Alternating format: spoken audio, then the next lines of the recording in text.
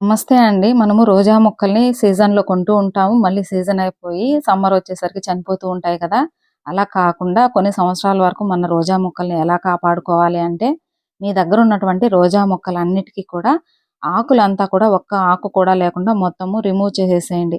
ఆకులు ఉండడం వల్ల ఫంగస్సు, ఎండు కొమ్మ తెగులు ఇలాంటివి వస్తూ ఉంటాయండి. ఈ మార్చ్‌లో ప్రూనింగ్ అనేది చేయకండి. తర్వాత ఆకులు తీసిన తర్వాత పాట్‌లో ఉన్నటువంటి 2 ఇంచుల వరకు మట్టినంతా పాత మట్టిని తీసేసి, ఇక్కడ బూడిదండి. ఇందులో పొటాషియం ఉంటుంది. ఫ్లవర్స్ ఎక్కువ రావడానికి యాంటీ ఫంగల్‌గా పనిచేస్తుంది.